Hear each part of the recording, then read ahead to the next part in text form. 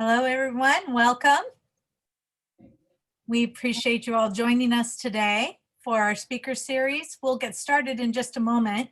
Just a little housekeeping first. Please make sure that microphones are muted. You can keep your video off, and we'll get started here in just a moment with our President and CEO, Sid Vivek.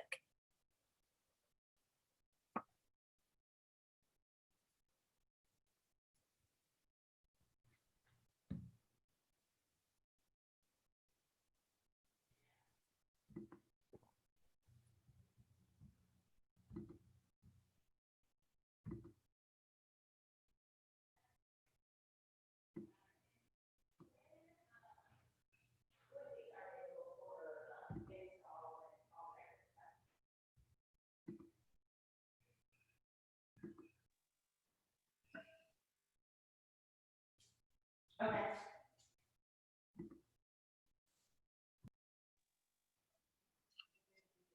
Well, I'm sure we're going to have a few more people join as we go, but in the interest of time, we'll get started here. Thanks, Linda. My name is Sid Vivek. I'm the President and CEO of Junior Achievement, and we are really excited to host the latest in our speaker series. We've had some wonderful speakers, and today's speaker is no exception to that.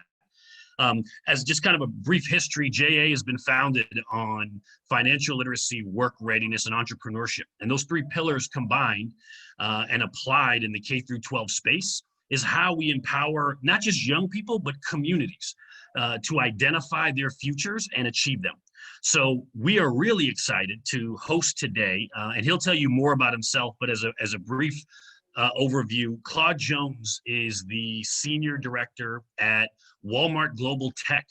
And while that may not sound like something you'd ever see in a Walmart store, it's a critical part of one of the largest retailers in the world. And so I'll let him share more, not just about himself and his journey, but also really about what to expect from Walmart in the future. So with that, Claude, take it away. We're excited to have you.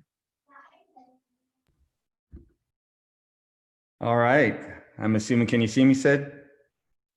A little thumbs up and a nod. All right, perfect. Sure can.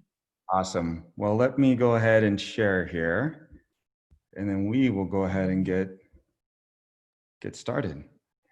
Well, it is a pleasure to be speaking with you today. I want to thank Sid and Junior Achievements just for inviting me to speak with you all today. I'm really excited to share my personal journey and professional journey throughout my career. My hope for you this afternoon is that the message that I have to share is something that I hope inspire you on your personal journeys as you go through life. So with that said, I'd like to start off by you all taking a look at this picture.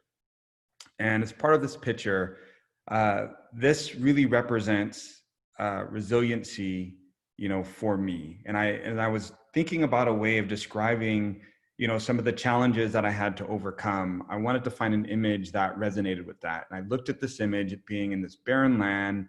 You have the sunflower that's kind of sprouting up, with no water, but it's just kind of showing the symbolism of resilience. And resilience has been the cornerstone, both for me on a personal level and a professional level.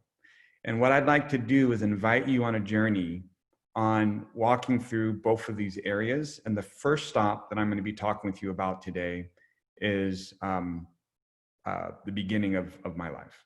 So this is me. I was about 4 years old in this picture. And as part of me growing up, I did not know my real father. What I did know of him is that he was a firefighter. He was an alcoholic. He was very abusive to my mother, and he actually disowned me, said I wasn't his son. My mom, she was in the Navy, and she was born in Texas, grew up in Chicago area. And as a single mother, she lived with her aunt, and they helped raise me. Now, on a cold winter in Chicago, she says, I'm out of here, requested to be stationed someplace else. And she was actually stationed in Hawaii. And so that's where she met my stepfather, who was a Marine Corps or was a Marine in the Marine Corps, and they got married. And then shortly after, they had a blended family, and I have 3 half brothers and 1 stepsister. So this is sort of my family makeup and how I was sort of growing up as a child. Now, growing up, I faced a lot of doubts, insecurities, and negative influences in my life. And I'd like to spend some time to share with you what I dealt with as a young child. I grew up in a household where I was verbally and physically abused on a daily basis. And when I say verbally and physically abused, my stepfather was very harsh on me. And I want you to imagine if you were told on a daily basis that you were stupid, you were an idiot, that you would never amount to anything in life. Or if you were just beaten so bad with a belt that you had whelps, bruises on your body, your arms, your neck, your legs. And I would have to, on numerous occasions, wear long sleeve shirts, pants, just to sort of cover up, the bruises and the welts so that people didn't ask questions. But, this is what I faced pretty much on a daily occurrence. I had adult responsibilities at a very young age. At the age of 9, my parents worked. In the military, they had to get up early, they came home late, and they had put us in a home that was, middle-class area. So, they worked extra long hours just to sort of afford some of the nice things that they didn't have growing up. But that meant for me, I was sort of a live-in babysitter. I had to get my brothers ready for school, help them with their homework, fix dinner, get them ready for bed. I mean, if you think about what duties a parent had to do with taking care of a child, that's pretty much what I did, at the age of 9, until I was about 16, 17 years old. And I never had a chance to really grow up and be a kid, go outside, play video games, spend the night at friends' house. That something was a luxury to me. And so my mom told me this story once that I spent so much time taking care of my brothers at school when they would have to make Father's Day cards. They would make them out to me because I thought that I was their dad. I spent so much time with them. I dealt with a lot of bullying at school because I didn't sort of grow up in the same neighborhood as some of the other students. I would be made fun of that I talk differently, I dress differently, I walk differently, whatever that really means, but they ridiculed me for saying that I wasn't Black enough. And I would get beat up and picked on, all the time at school. And so that was very hard for me. And on top of that, the neighborhood that I grew up in, it was a very racist neighborhood. I used to get beat up walking to school by a couple different people just because of the color of my skin. Some of the kids that were growing up in the area, what they used to do is they played a prank on Black kids, pretty much any sort of minority kids, but primarily Black kids, that if I went into a store, let's say a department store, they would call the cops and say, hey, there's a Black kid that went into the store with a gun, or he's stealing something. And I want you to imagine being 12, 13 years old, walking out of a store, and you get rushed by 2 cops. They put handcuffs on you, throw you against the wall. And that was something that I had to experience. And there was nothing I could do. And I could see the kids that had called the cops on me laughing in the corner. You have, other adults and other people walking by, pointing and looking and, oh, what's going on over there? And it was such a humiliating experience. But this is the environment that I grew up at a very young age. And I will tell you that there was an internal struggle with me that I thought the world would be a better place without me. I wasn't loved at home. I didn't feel loved at school. I definitely didn't feel love in my neighborhood. And I felt all alone.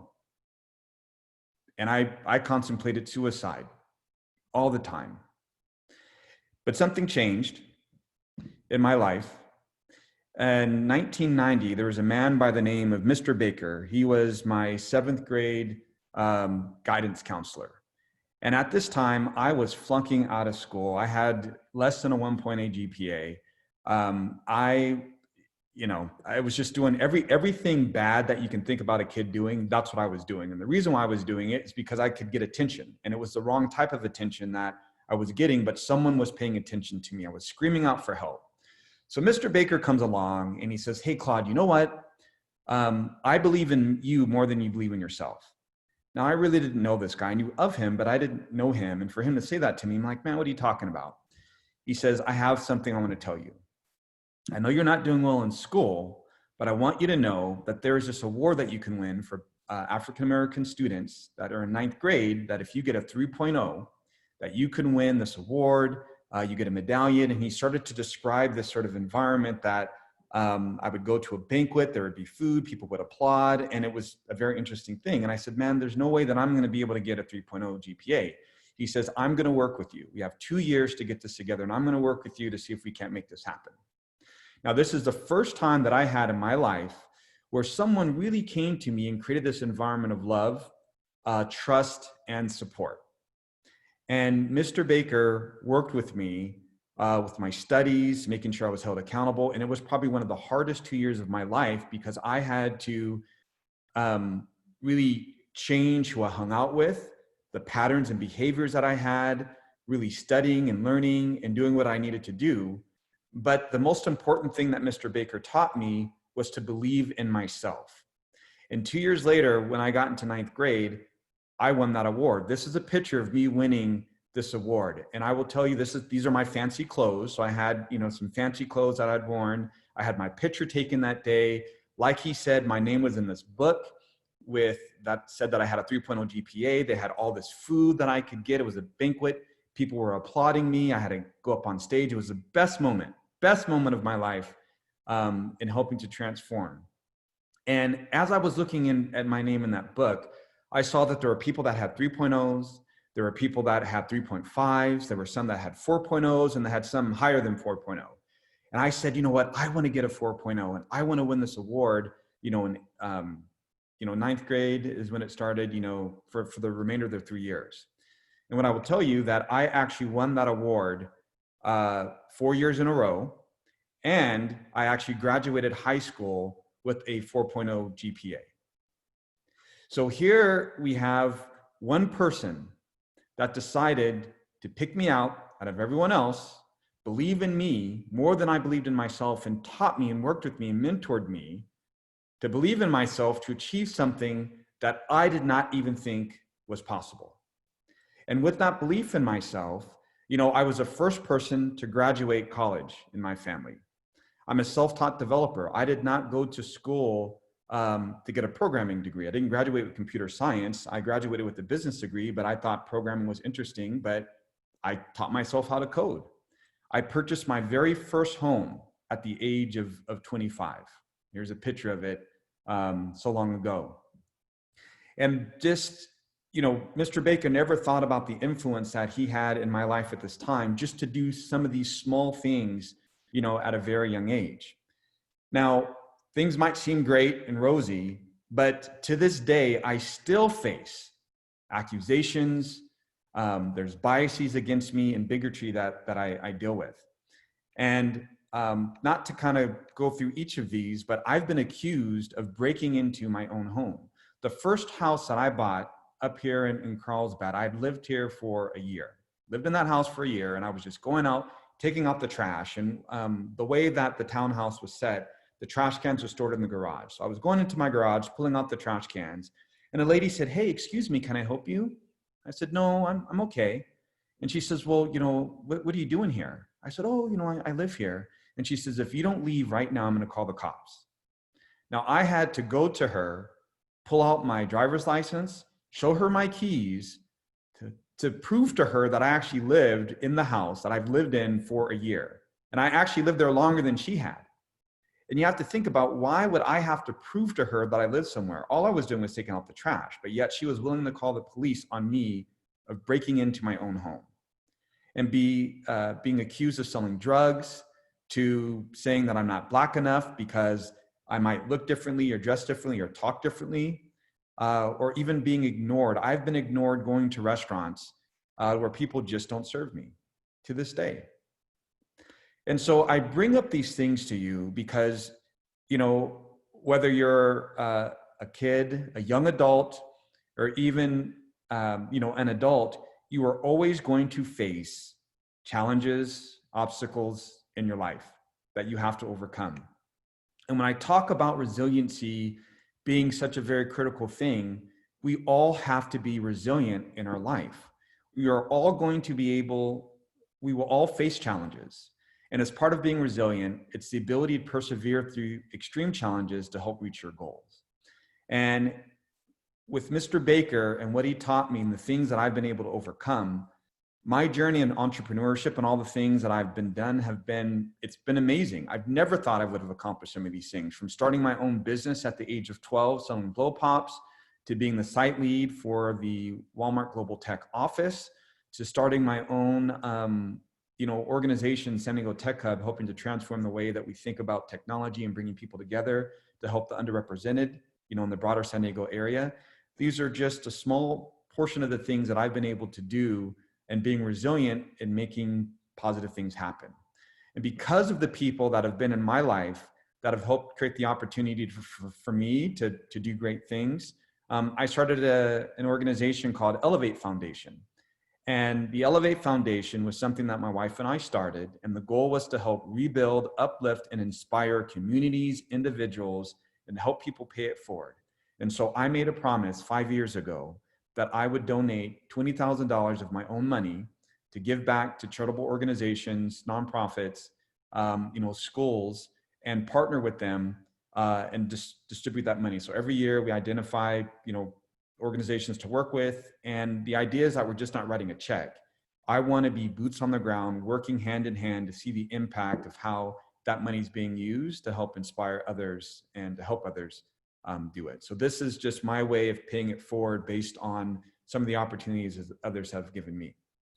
So with that kind of sums up my personal life and things that I've been going through. What I'd like to do now is transition to what I do day to day, at my job. And so I'm going to talk a little bit about Walmart specifically, and then Walmart Global Tech, and then how my past has helped me accomplish some fairly amazing things here in the San Diego area, working for Walmart. So let's kind of dive into Walmart. Now, some folks have probably heard of a small company called Walmart. And I say small company, it's been around for over 50 years. And Walmart during that time has grown to be the largest grocer in the country. 90% of American households live 10 miles from a Walmart. Walmart gets 270 million weekly customers, whether they're shopping online or in stores. They employ 1.5 million in the US. Worldwide, it's 2.4 million people that Walmart employs. They offer grocery pickup and delivery services, which we'll talk about a little bit later. And Walmart's revenue is $500 billion. $500 billion. And if you look up the global Fortune 500, Walmart has been #1 on that list for the last 7 years in a row. So pretty amazing that what the Walmart stores is actually doing. Now, I actually work for Walmart Global Tech. So this is the technology arm of Walmart. So if you've ever used the Walmart.com website, if you've ever ordered groceries online, if you've ever gone into a Walmart store and used the self-checkout or seen the cash registers, or if you've seen associates that work for Walmart walk around with these handheld devices, this is all the technology that's being used and powered through Walmart Global Tech. And so we're helping you shop better. We're helping you find the items that you want. We're making sure that the products that you order online are delivered to your home quickly and on time. And we use all the information that we gather on how people are using our site, what's working, what isn't working, to align on the strategy on how we continue to enhance the shopping experience for customers just like you. So we talked about the Walmart stores and how big that is. We talked a little bit about the technology in these 4 areas and what it does. So what does this mean? How does all this come together? Well, I wanted to show you or walk through an example of a common use case on how this technology is used to help streamline the shopping experience for you. And we're going to do that by talking about America's favorite pastime. Now, for those that know this reference, we're not talking about baseball. We're actually talking about grocery shopping. Now, if you have access to the chat window, I'd love to guess how many hours a year do you think people shop or do grocery shopping a year? How many hours a year you feel people shop? If there's any guesses out there.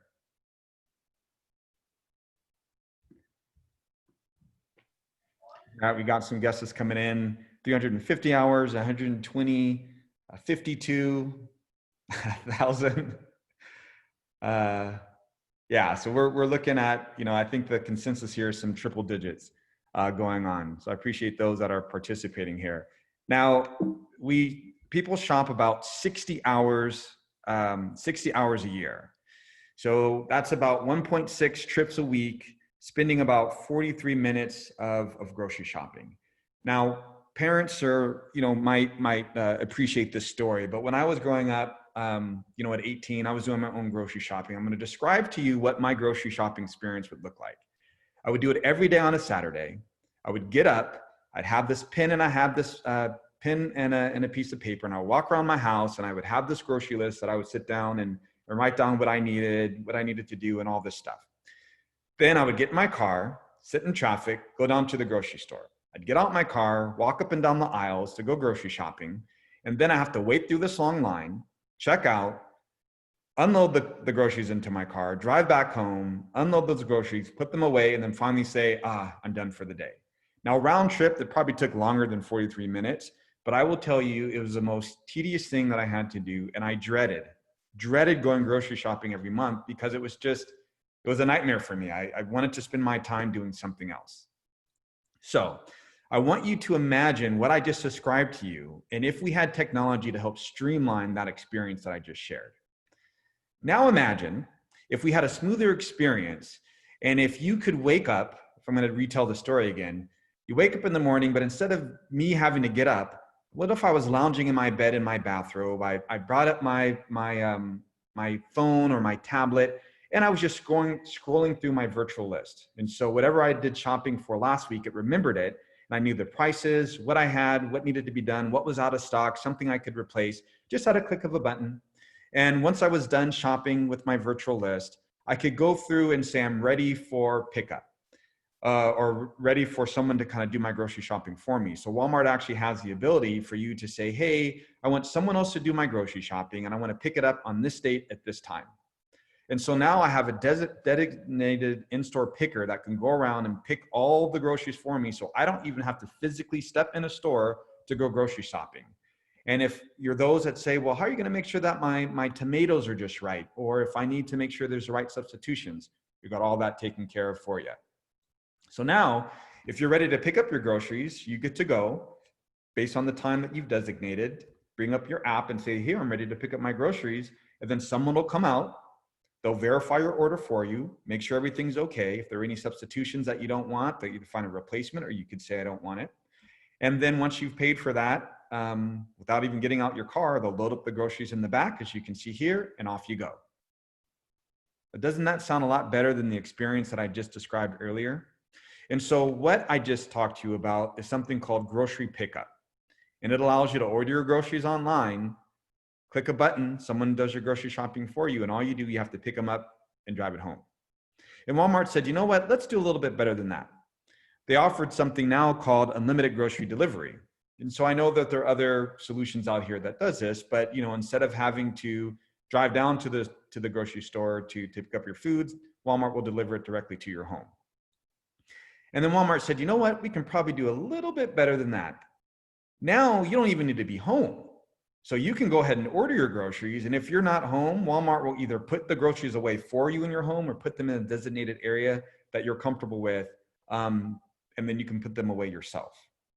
And so I tell people this, they're like, Claude, there's no way that this is happening. Well, I want to show you a video of the pilot program that Walmart has been putting together that showcases in-home delivery. So let's take a look at that now.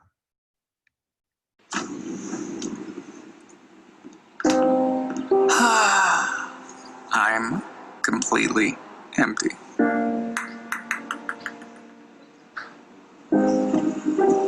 And they don't care. They're gonna do their mother-daughter weekly matinee thing. Because they know everything is completely under control.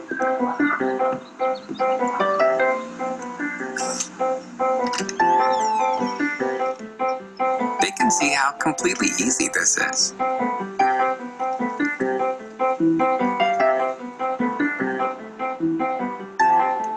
And that I'm completely taken care of.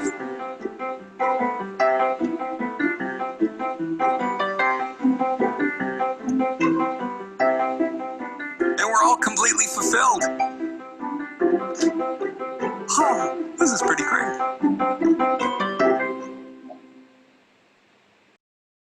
Pretty amazing, huh?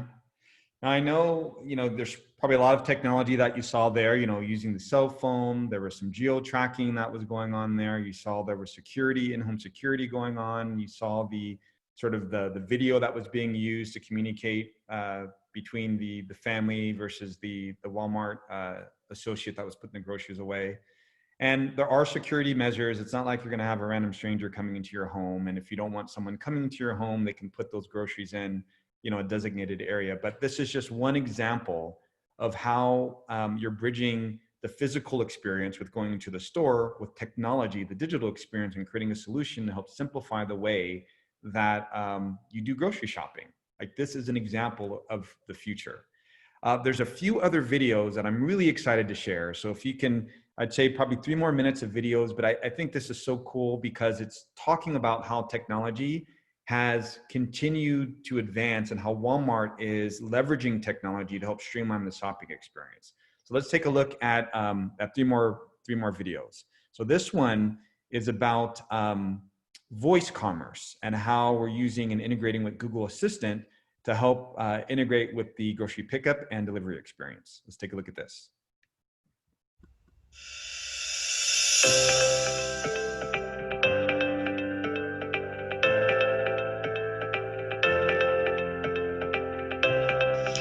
Okay, Google, talk to Walmart.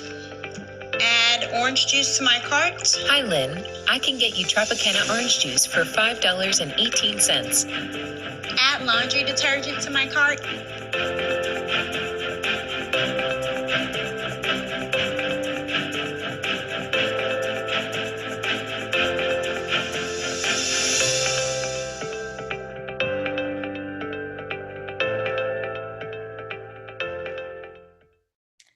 Yeah, one of the powerful things that I thought is shop, the way you want, when you want. And it's about giving customers the flexibility. 30 years ago, who would have imagined that you could talk to a device to build a grocery list and have that be connected to systems that would automatically go through and say, hey, I'm done with my grocery list. Please place my order and deliver to my home. Who would have thought about that? But it talks about how technology is used to help streamline the way that we shop. Take a look at this next example. This one is pretty amazing. Are you serious? There it is. Oh my gosh. Because there's nobody driving this car. There's nobody in that. I'm Nick Capisano. I'm Kristen Campusano. We have 4 boys. We have our hands full all the time. I think grocery shopping is probably my biggest chore of the week. I'm Rosemary Nava, and I'm 81. I do get busy. I'm still working part-time, and so I could see that ordering something and being delivered here would be wonderful. I'm Aruna. And I'm Anita. I'm an artist musician. I don't like to go to the store. It's like a cute robot came down the street and delivered our groceries for us. It's an actual car. It has lights? Yep. I have never seen a self-driving car before. This is a first experience for me. I went and touched the screen. I put my pin in. And the doors opened. It was so simple. I thought it was exciting. My dog, Jack, thought it was exciting. You guys were the first ones to get donuts out of a robot. Convenience is the future, right? We literally ordered food online and it just rolled up, but there's no driver inside. Oh, that's wild. Wow. Let's check it out. Once we were done getting our groceries, the doors closed, it said goodbye and drove off. It was a friendly car. The price of delivery is so reasonable, something I can well afford. To be part of the first one. It's awesome. I love being ahead of technology. This is exciting. This is the future. hope one day this is all over the world. And this is only the beginning. Pretty amazing. You know, when I mentioned about 30 years ago, not, you know, talking to a device just to order groceries, you know, Walmart's partnered with this company, and this is something that they have in Houston that they're still piloting, of course, but self-driving cars. It's a self-driving car that's delivering groceries to your home. Technology has just advanced, but you can see how that's being used, again, to help save you time, give you convenience, and how innovative is that? And just recently, Walmart announced that it's actually working on a pilot for drone delivery. And you know, check this out. So this doesn't have any sound, but you know, they're just exploring and looking at drones now being, you know, delivering groceries to your home, what that might look like. And there's probably still things that they need to work out, but these are things that they're looking at. So now imagine if we have piloting self-driving cars, you know, today. Imagine 30 years from now what the world would be looking like from a shopping experience and what we'd be able to do. And you know, for the young folks that are on the calls today, when you start thinking about technology, you know, innovation, you know, whatever you can imagine, you could make it happen. And I'm pretty sure someone dreamed up the idea about, I wonder if we could have self-driving cars to sort of deliver groceries to someone's home. Or imagine if a drone was going around delivering groceries to someone's home. Imagine what is in your mind today that you can leverage technology for to help build and streamline the experience for someone in the future. So you all on this call, the younger generation, you are our future to be able to innovate and think about some cool things. So I'm excited to see what the next 30 years has to offer, especially for those on this call that are interested in technology and really making some leadway ahead. So with that, one of the things I wanted to wrap up with is to tell you a little bit about why Walmart Global Tech is actually in San Diego and why they thought to build their presence here in North County. Now, there are a few things that they did consider. Number one is that there is a lot of great talent here in the San Diego area, which is positive. Walmart, when you think about Walmart, you don't think, wow, Walmart's a great tech company. You think Walmart is a grocery store. And so there's an opportunity to start looking at the WalmartLabs brand. In addition, San Diego is a great place to be. When you look at the sunshine, the palm trees, the beaches, all the different things that you can do, the food, the diversity that we have here, you know, this is a vacation destination. And they thought this would be a great way of being able to set up shop. Now, I'm going to pat myself on the back a little bit because the person responsible for helping to jumpstart Walmart out here is no other than Claude Jones, me, myself. So I'd like to share that story with you and what I've been able to do and how a lot of the things that I've learned from my past about overcoming adversity and really putting my mind to getting something done, how that has helped shape, you know, the Walmart Global Tech office here, here in San Diego. So I worked for Yahoo for 9 years. So for those that remember, Yahoo was a big search engine back in the days. You probably don't hear about it as much, but I worked for that company as a developer. In 2012, one of the VPs had come out and said, we were looking to start a WalmartLabs office out in starting a WalmartLabs office, and they're looking for talent. And they went and sort of recruited me and a few other folks. And my role was to help redo the WalmartLabs website, working on a new platform to help support them. And they said, well, Claude, you have to move to the Bay Area. And I said, I don't want to move to the Bay Area. You know, I wanted to stay here in San Diego. And as he was describing, because I really didn't want to work for Walmart either. And he was describing that, look, you get to solve interesting problems. You can travel the world because Walmart is global. They have other banners in other countries. You can make more money. You can open an office out here in Southern California, and you could build your own team.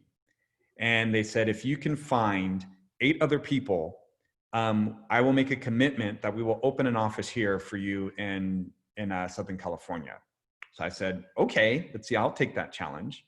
Well, I was able to deliver on that challenge. Not only did I find 8 people, but I found 13 people in total. And they opened up a small little office. It was 1,000-square-foot building and like a workspace place. That's where we started. Now, fast forward 8 years later, I've been responsible for helping to grow that office to over 200 people. And we moved into a 30,000-square-foot building. And so they told me, Claude, you'll never do this. Like the company said, we're never going to grow. We're not going to invest. The office is going to stay the way that it is. But, you know, I'm here to tell you, and for those that have been on the call that have seen that space, it's a big space and it's real, and they have the pictures to prove it. And so we have this office building. So not only have I been involved in helping to establish the office culture to help build the Walmart Labs brand, you know, I've been interviewed by various newspapers. I started the Walmart Labs tech blog to help encourage people within the company to talk about some of the cool innovations that we've been doing. We're heavily involved within the community and that we're giving back.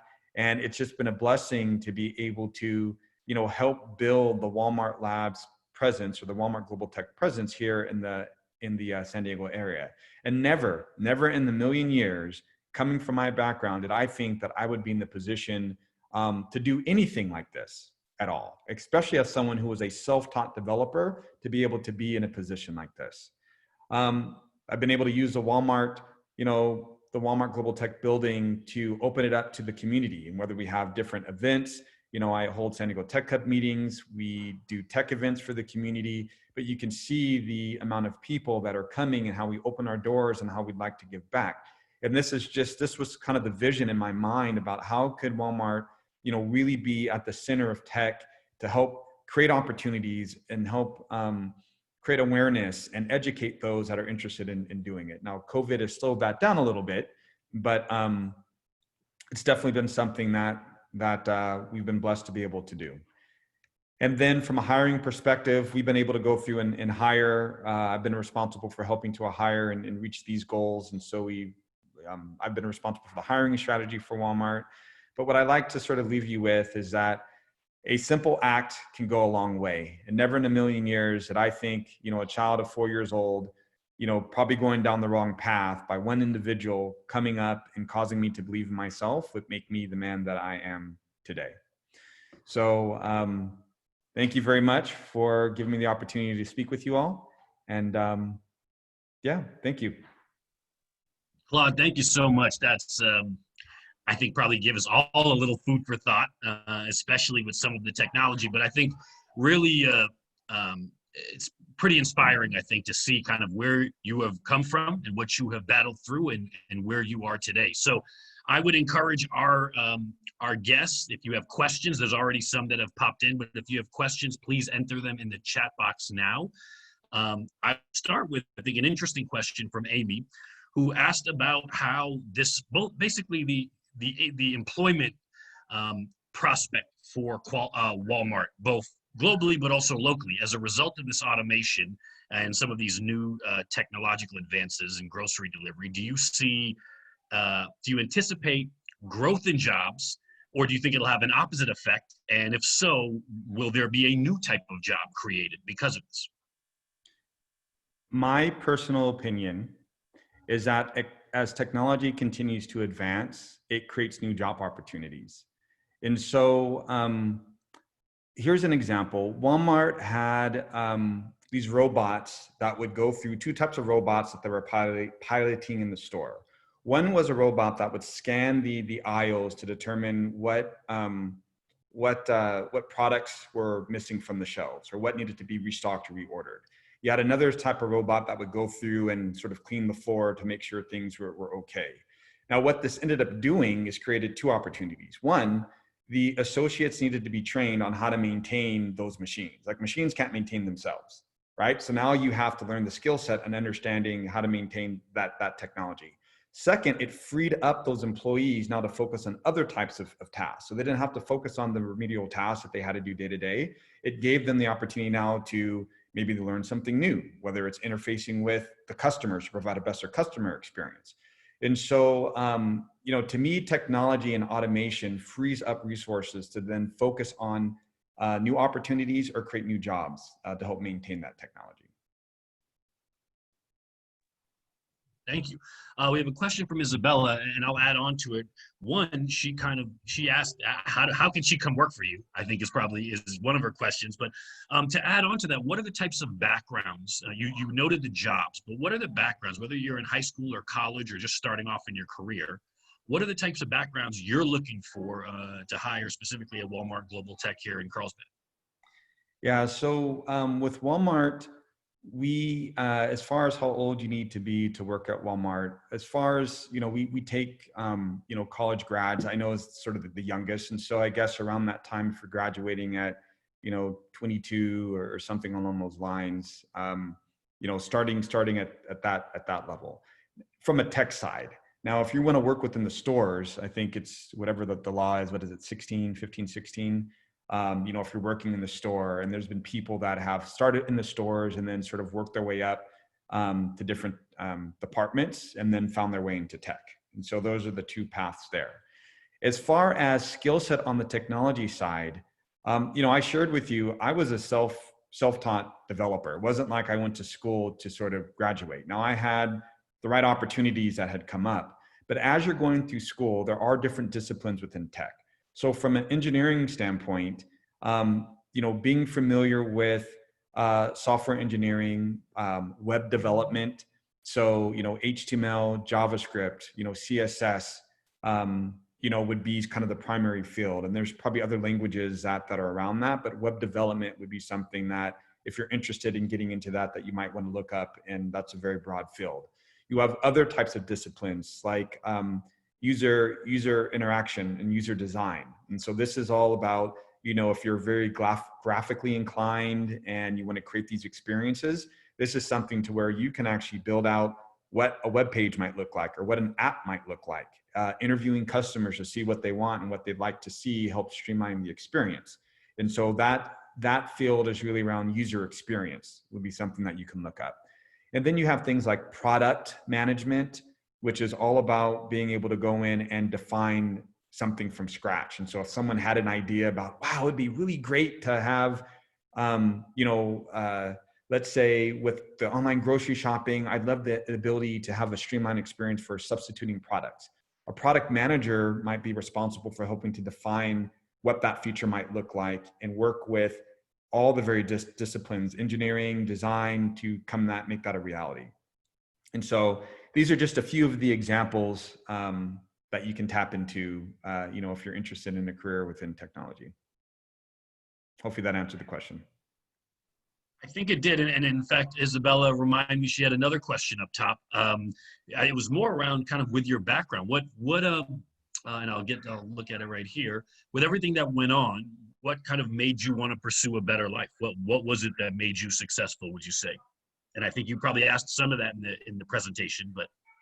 Yeah, for me, Mr. Baker really helped me believe in myself. And I was lost. I will tell you, I was someone who I felt like there was no hope in my life at all.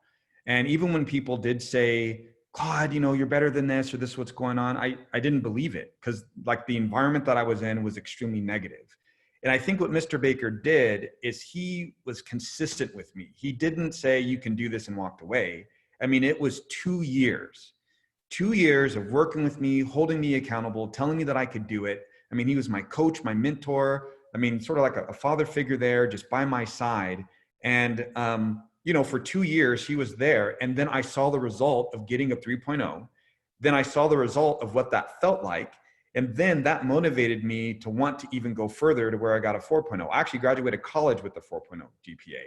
And because of that 2 years of just doing it over and over again and knowing what it meant to be successful and accomplishing milestones, that became something that was just a part of me.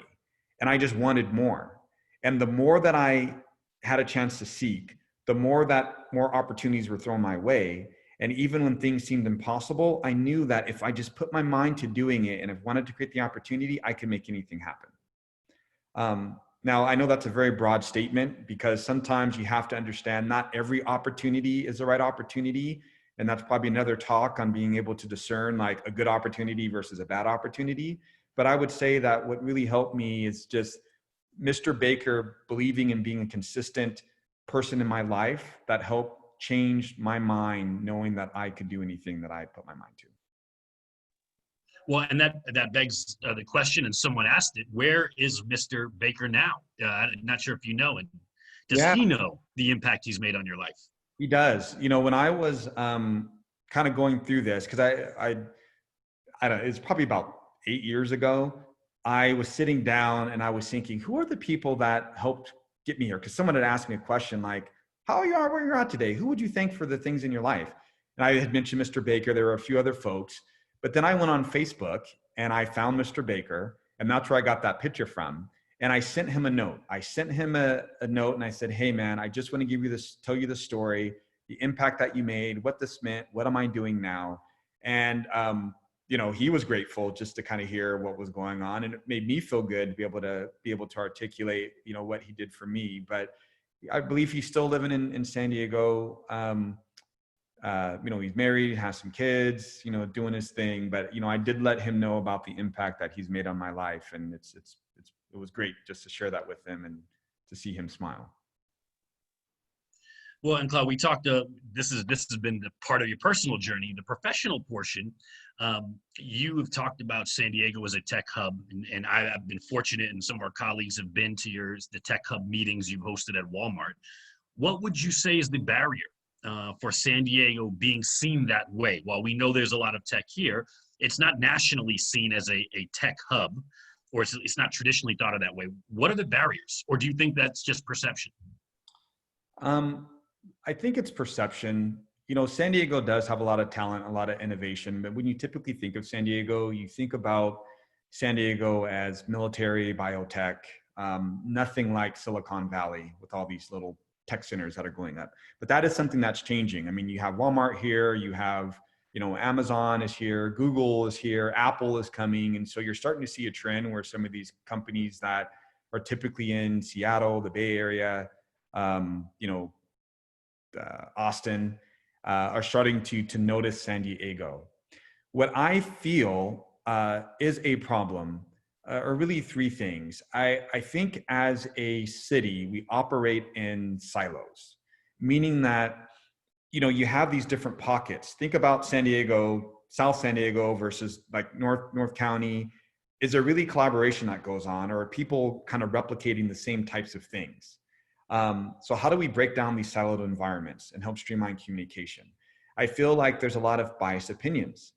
You know, if someone wanted to work, let's say if someone wanted to come to a company, they did their own, a tech company, they'd learn on their own. They might not have all the experience or graduated from the top college or have this pedigree that is like a perfect programmer, and they wanted to have an opportunity. Would they get it?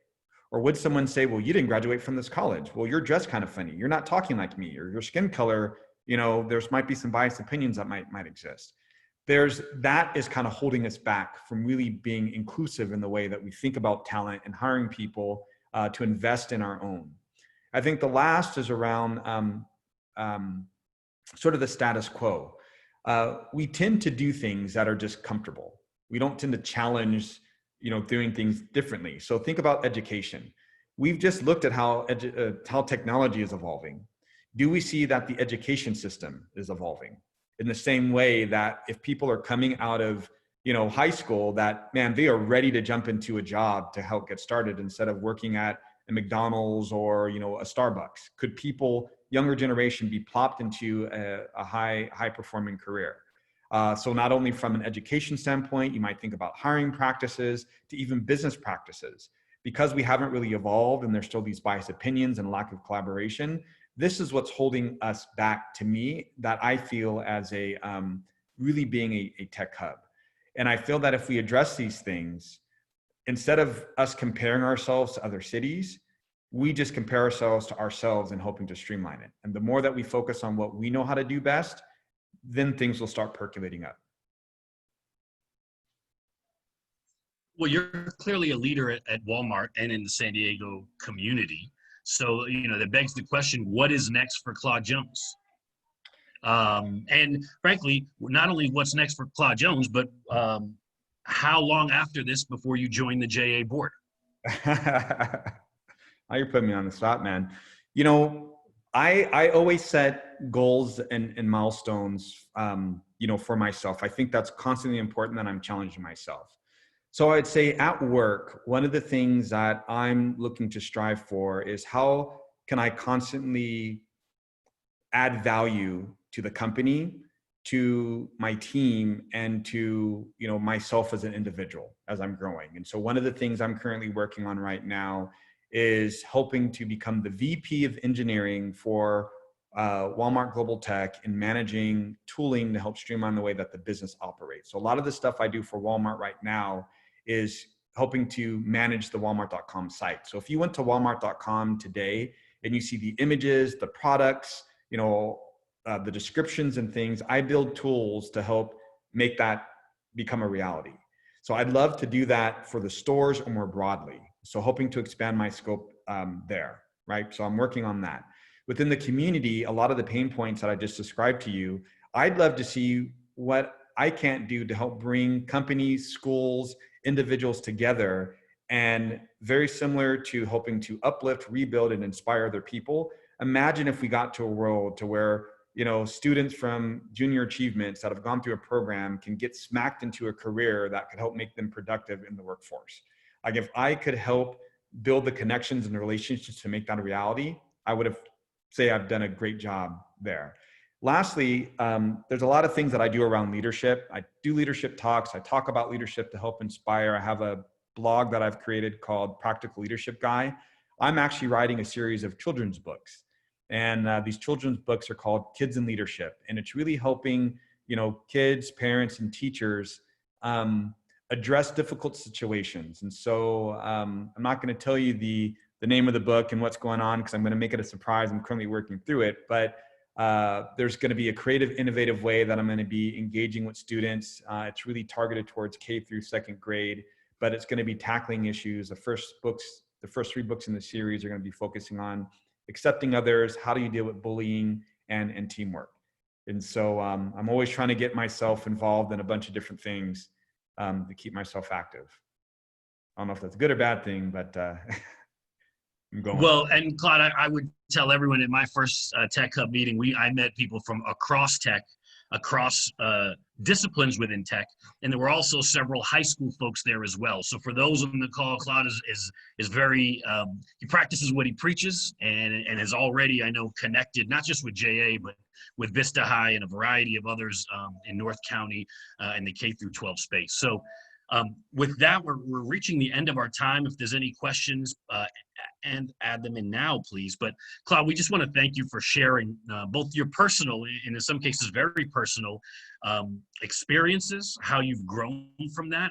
I took resiliency as kind of the biggest piece that is so important for us, kind of getting back down getting back up when you've been knocked down, because that will happen in life, and it'll look different for all of us.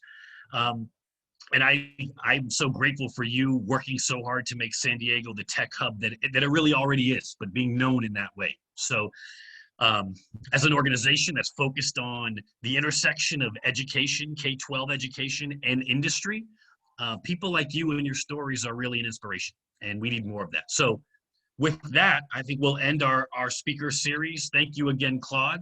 Thank you, everyone, for joining. We look forward to you guys joining us in a couple of weeks for Cheryl Goodman, the head of corporate communication at Sony. Thank you all. Claude, thanks again. Thank you very much.